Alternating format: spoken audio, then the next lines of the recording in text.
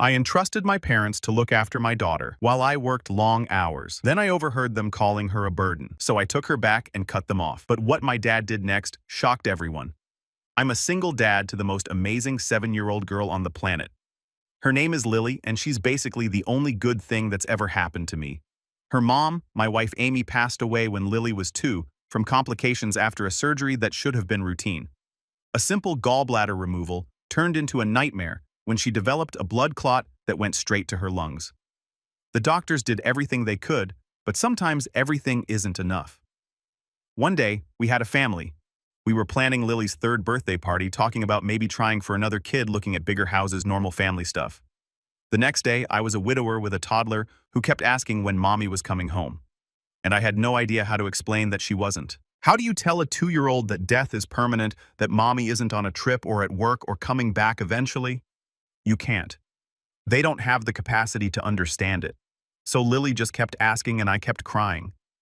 And we both kept existing in this horrible space where nothing made sense anymore. That kind of grief doesn't just go away. It lives with you, changes you. I went from being a guy with a wife and a kid and a future to being a single dad who had to learn how to do pigtails and pack lunches and remember which stuffed animal Lily needed to sleep with on which nights. Every milestone Lily hit after Amy died felt bittersweet. First day of preschool, Amy should have been there. First lost tooth. Amy should have been there. Learning to ride a bike? Amy should have been there for all of it. The first year after my wife died was brutal in ways I didn't even know were possible. I was working full-time as an accountant at a mid-sized firm, the kind of job where tax season means 12-hour days and weekends disappear. Meanwhile, I was trying to figure out how to be both mom and dad to a 2-year-old who didn't understand why her world had been ripped apart. I was running on maybe 4 hours of sleep a night, surviving on coffee and whatever frozen meals I could microwave, while Lily ate chicken nuggets for the 3rd night in a row. My parents helped out initially, or at least my dad did. He'd come over on weekends and take Lily to the park so I could catch up on laundry or sleep, or just sit in silence for an hour without someone needing something from me. My mom and my younger sister Jessica, though they made it pretty clear they viewed Lily and me as an inconvenience, that showed up on their doorstep asking for help. But when you're drowning and someone throws you a life preserver, you don't really check if it's got holes in it first. You just grab on and hope it keeps you afloat long enough to figure out how to swim on your own. Here's the thing about my family. Favoritism isn't just a problem. It's basically the entire family dynamic. My sister Jessica has been the golden child since the day she was born. I'm talking about the kind of spoiled behavior that would make Verica Salt look humble. Everything Jessica wanted. Jessica got new car at 16. A brand new Honda Civic handed to her the day she got her license.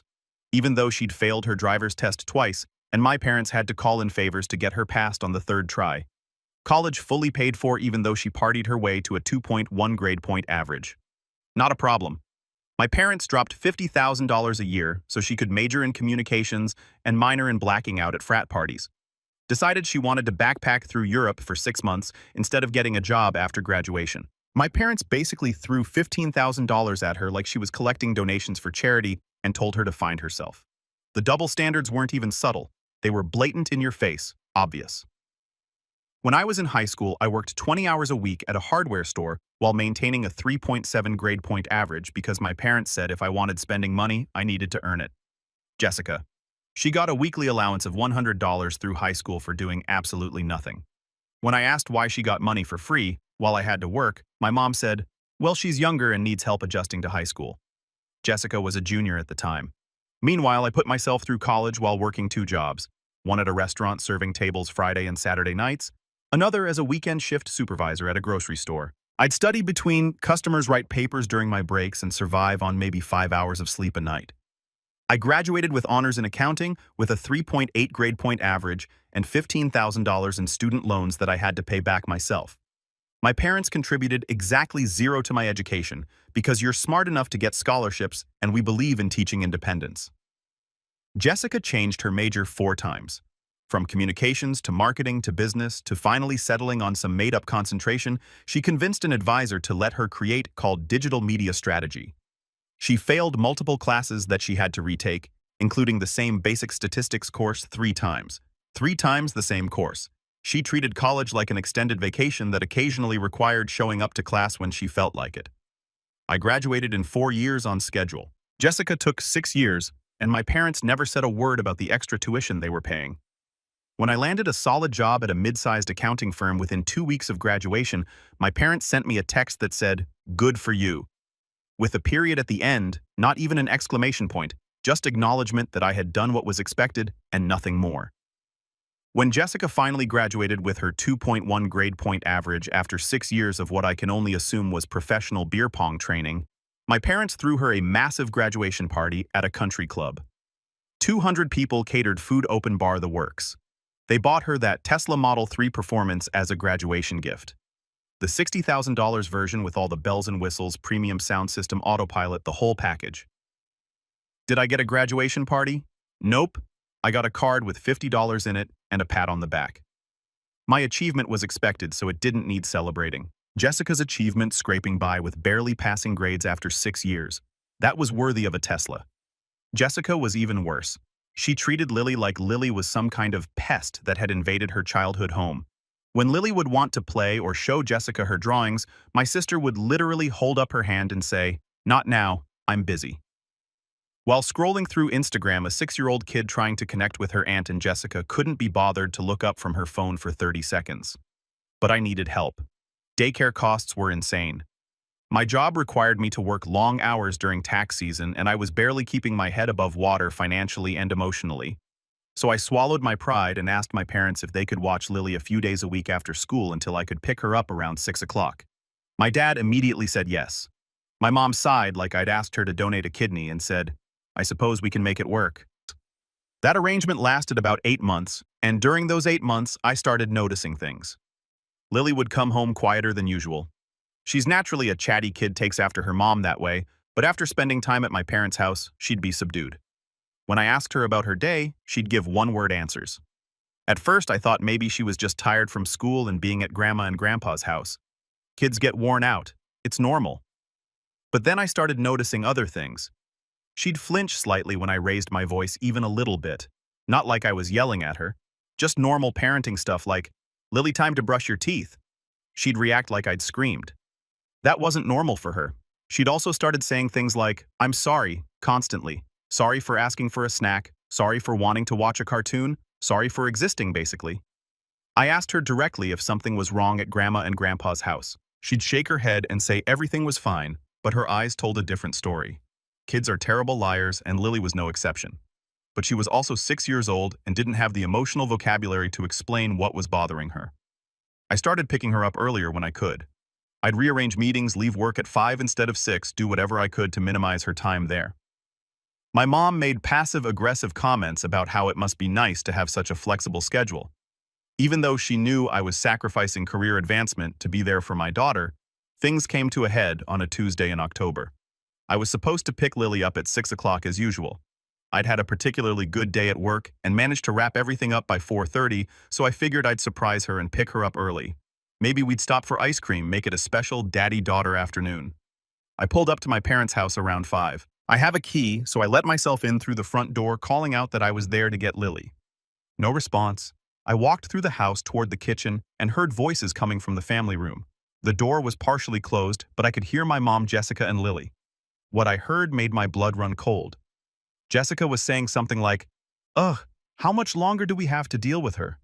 She's always here," my mom responded. "And I'll never forget this as long as I live." I know, sweetie. She's such a burden. I raised my kids. I shouldn't have to raise someone else's." Then I heard Lily's small voice ask, "Am I a burden, Grandma?" And my mom, instead of reassuring the 6-year-old child that, "No, of course not," said, "Well, honey, you do take up a lot of our time." I stood there frozen in the hallway trying to process what I was hearing. These were the people who were supposed to love and protect my daughter. These were the people I trusted with the most important person in my world, and they were treating her like an inconvenience they couldn't wait to get rid of. I pushed the door open. All 3 of them looked up startled. Lily's face lit up when she saw me. "Daddy." But there was also relief in her expression, relief that she was being rescued from my own mother. I didn't say anything to my mom or Jessica. I just looked at Lily and said, "Hey, sweetheart, let's go home." She immediately jumped up and grabbed her backpack, moving faster than I'd seen her move in weeks. As we walked past my mom and sister toward the front door, I could feel them watching us, probably expecting me to turn around and have it out with them right then and there. But I refused to make eye contact or acknowledge they even existed. If I looked at them, really looked at them, I was going to say things that couldn't be taken back. Things that would burn whatever remained of our relationship to the ground. And I needed to get Lily out of there first. She didn't need to see her dad lose his mind on his own family. My hands were shaking as I buckled her car seat. My mom actually followed us outside and stood on the porch with her arms crossed. This defiant look on her face, like she was the one who had been wronged somehow. Jessica stood next to her, smirking like this was all some big joke. Neither of them said a word to us. Not sorry, not wait, not even acknowledging what I just heard them say. They just stood there watching us leave like we were uninvited guests who'd overstayed our welcome. We got to the car. I buckled Lily into her car seat with hands that were still shaking from anger. And she asked in this small, scared voice, "Are you mad at me, Daddy?" That broke something inside me. This tiny 6-year-old girl who had already lost her mother, who had been emotionally beaten down by people who were supposed to love her, thought that I, her dad, the one person who was supposed to protect her, was angry at her for what had happened. I knelt down next to her car seat, so we were eye level, and said as calmly as I could manage, "No, baby, I'm not mad at you at all, not even a little bit. I'm mad at Grandma and Aunt Jessica for being mean to you. You didn't do anything wrong. Do you understand me? This is not your fault." Her face crumpled, and she burst into tears. Not the dramatic crying that kids do when they don't get their way, or when they're tired or hungry. This was different. These were the kind of deep, soul-crushing sobs that come from someone even a 6-year-old, someone who's been holding pain inside for too long and finally has permission to let it out. Her whole body shook with it. I unbuckled her and pulled her out of the car seat, holding her while she cried in the driveway of my parents' house. I didn't care if they were watching from the window. I didn't care if the neighbors saw. My daughter needed me, and that was all that mattered. When she finally calmed down enough to talk, still hiccuping from the crying, she told me everything. How Grandma would make her sit in the corner of the family room and be quiet because she was interrupting adult time, even though the adult time was just my mom and Jessica watching reality shows. How Jessica would tell her she was annoying whenever she asked to play or tried to show Jessica a picture she'd drawn. How they'd make her eat dinner alone in the kitchen while they ate in the dining room because children should be seen and not heard. An actual phrase my mother apparently still believed in despite it being the 21st century. She told me about how Grandma would sigh heavily whenever Lily asked for a snack or needed help with something. How Jessica would roll her eyes and make faces behind Lily's back, then laugh with my mom about it. How they'd talk about her like she wasn't even in the room, saying things like, "She's so needy and everything is always about her," as if a 6-year-old requiring attention and care was somehow unreasonable. My daughter had been systematically, emotionally abused in my parents' house for months, and I'd been too blind or too desperate for help or too trusting to see it. I held her while she cried in that parking lot outside my parents' house, and I made a decision. We were done, completely done. I didn't care if I had to hire a full-time nanny, quit my job, or move across the country. My daughter would never spend another minute with those people. We drove home in silence, except for Lily's occasional sniffles from the back seat. When we got to our apartment, I made her favorite dinner, mac and cheese with the dinosaur-shaped chicken nuggets, and we watched Frozen for probably the 100th time. She fell asleep on the couch halfway through, and I carried her to bed.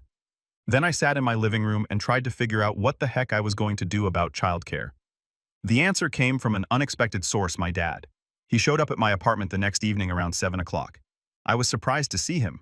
He'd never come over without my mom before. He looked tired, older somehow than he had the day before. "Can I come in?" he asked. I stepped aside and let him in. We sat at my kitchen table and he said, "Your mother told me what happened yesterday." I waited, expecting him to make excuses for her. Instead, he said, "I'm sorry.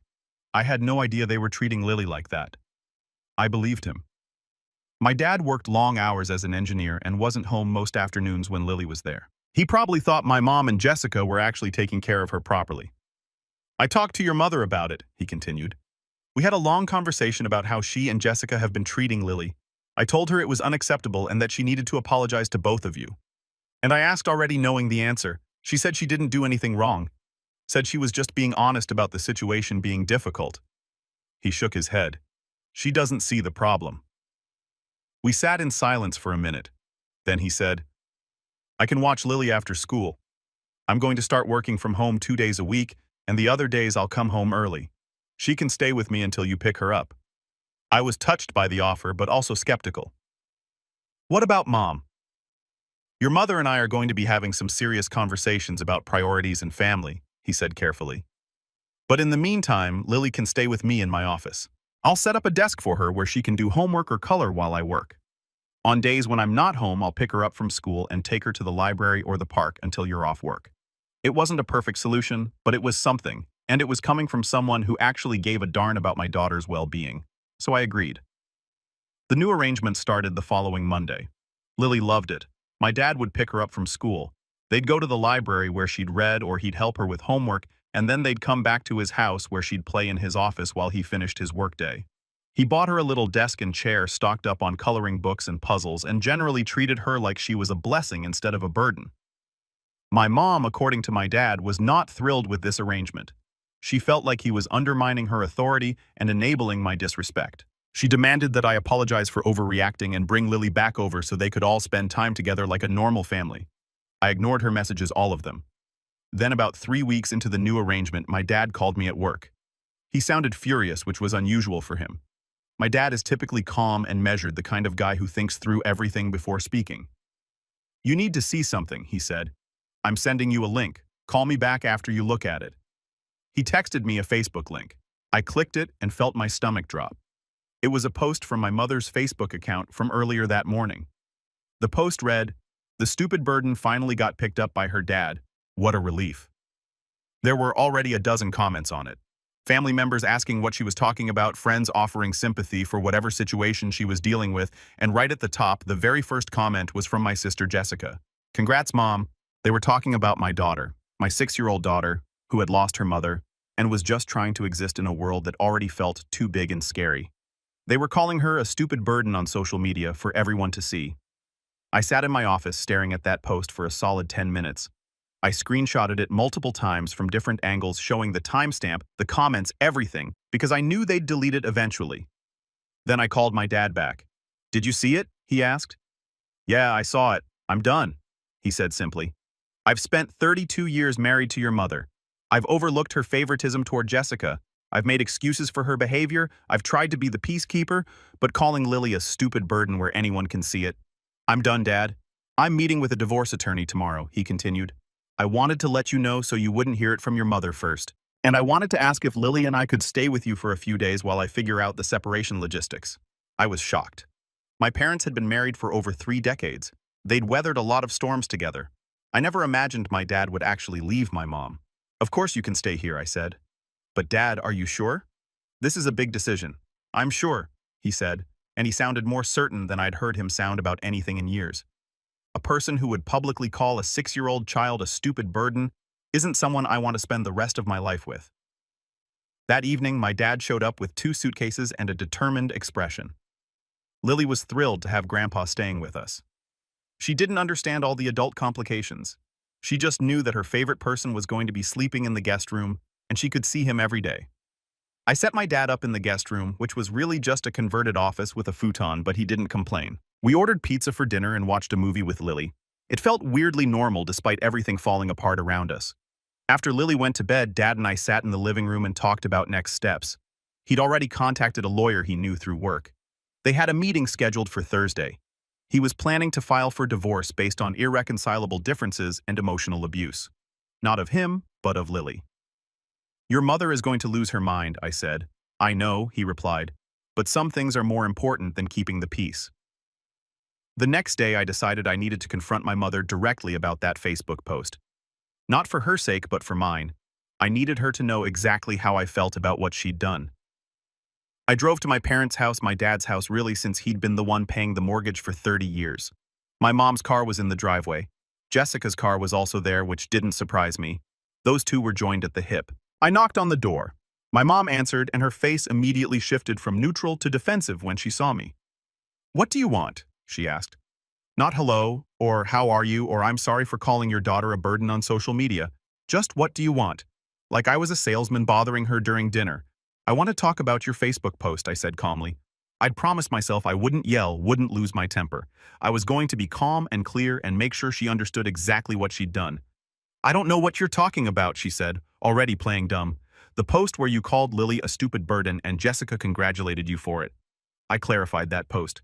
"The one you deleted about 2 hours after putting it up, probably after someone pointed out how insane it made you look." She had the decency to look slightly uncomfortable, but she recovered quickly. I was venting. I'm allowed to have feelings. You called a 6-year-old child a stupid burden on a public forum, I said, still keeping my voice level. That's not venting. That's cruelty. Jessica appeared behind my mom like a gothic villain's henchman.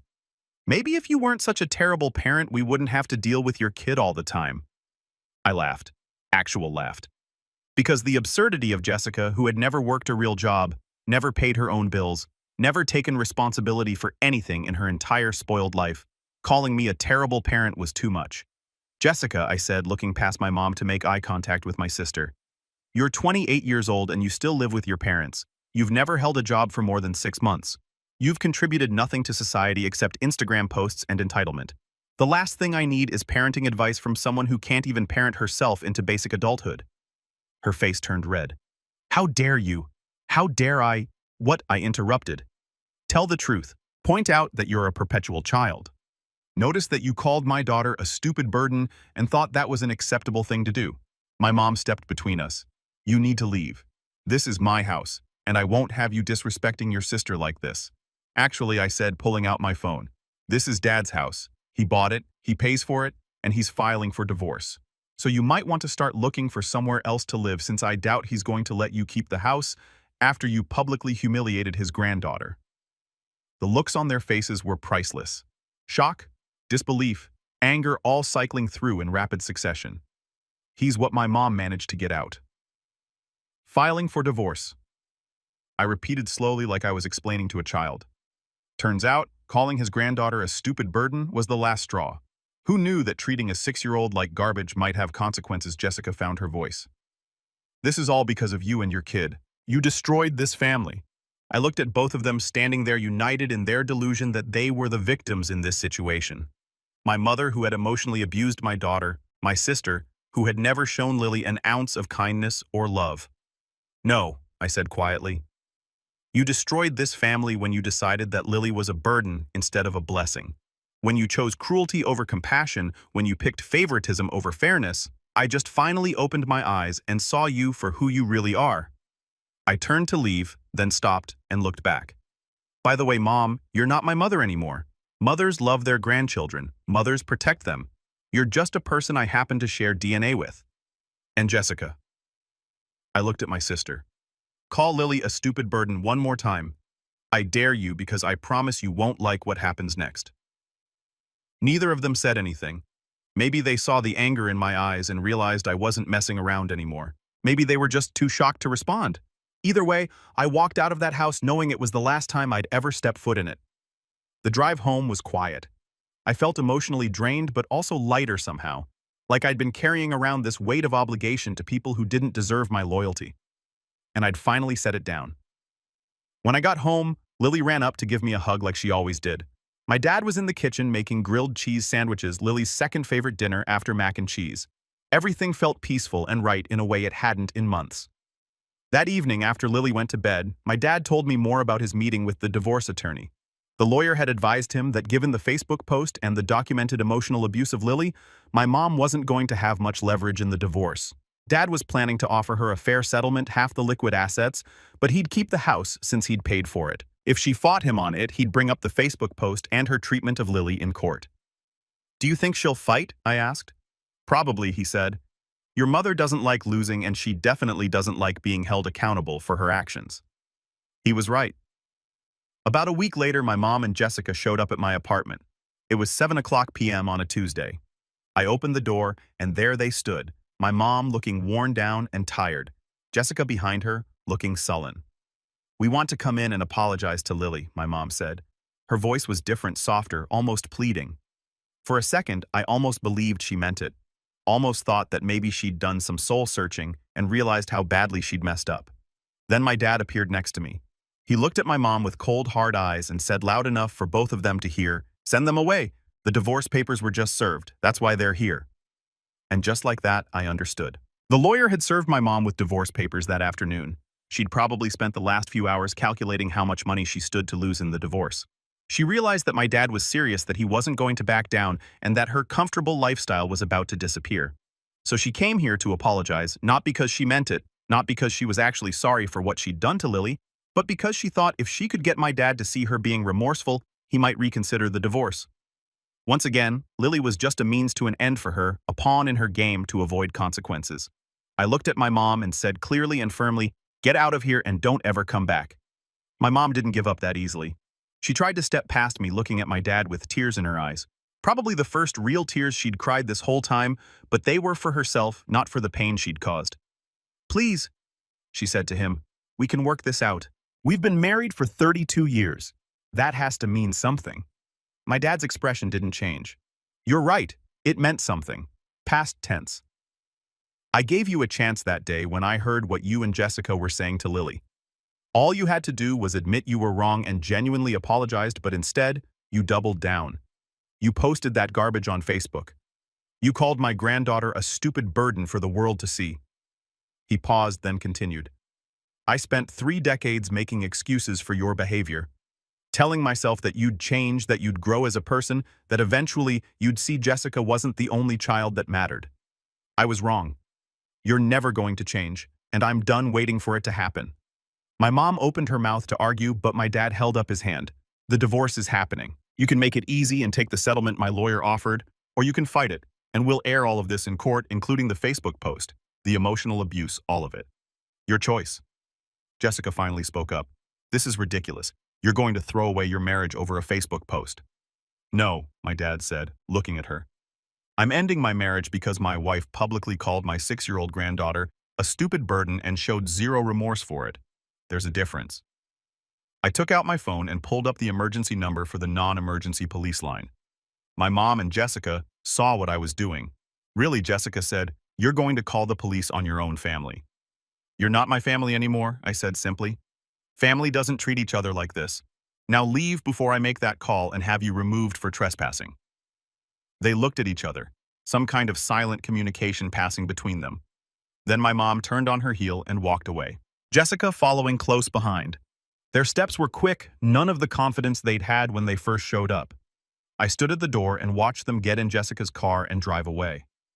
As their taillights disappeared down the street, I felt my dad's hand on my shoulder. "You did good," he said quietly. "That was 2 years ago. My dad and mom officially got divorced after a 6-month legal battle. My mom tried to fight for more money, tried to claim that my dad was abandoning her after decades of marriage, tried every manipulation tactic in the book, but the evidence was clear. The Facebook post statements from me about the emotional abuse, even testimony from some of my dad's co-workers who had seen how stressed he'd become dealing with my mom's behavior. In the end, my dad kept the house and gave my mom half of their liquid savings, about $200,000. It was more than fair considering what she'd done. But my dad wanted the divorce finalized and was willing to pay for his freedom. The biggest surprise came a few weeks after the divorce was finalized. My dad sat me down and told me he'd set up a college fund for Lily. When I asked how much, he said, "Almost $500,000? I actually thought I'd heard him wrong." $500,000? He nodded. "I sold the house and some investments. After the divorce settlement, I had about $700,000 left. I kept $200,000 for myself, more than enough for my retirement, and put the rest away for Lily's education." I tried to object, told him he needed that money for his retirement, that he couldn't just give away his life savings. He wouldn't hear it. "I'm 62 years old," he said. "I have a pension, Social Security, and my retirement accounts. I don't need a big house or fancy vacations. What I need is to make sure my granddaughter has every opportunity in life. Your mother and Jessica stole enough from her. Her sense of security, her trust in family. They're not stealing her future too." I hugged my dad and cried. Not the masculine, I got watery kind of crying, full-on sobbing like a kid. Because in a world where my own mother had called my daughter a burden, my dad had just given her $500,000 for college and called it an investment in her future. Currently, my dad lives with Lily and me in our 3-bedroom house. We moved out of the apartment about a year ago when I got promoted to senior accountant and could afford something bigger. Dad has his own room. Lily has hers decorated in various shades of purple with more stuffed animals than any human should reasonably own, and I have mine. Our routine is simple and good. Dad picks Lily up from school 3 days a week. The other 2 days she goes to an after-school program she loves where they do art and gymnastics. We have dinner together every night. Sometimes I cook, sometimes Dad does, sometimes we order pizza and call it good enough. Weekends we go to the park or the movies or just hang out at home. Lily calls my dad her hero. She made him a card for Father's Day last year that said, "To the best grandpa and hero in the whole world." It's hanging on his bedroom wall.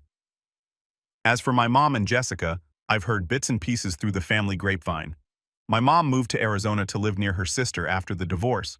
She apparently doesn't talk to anyone in the family much anymore. Whether because she's embarrassed or just doesn't care, I don't know.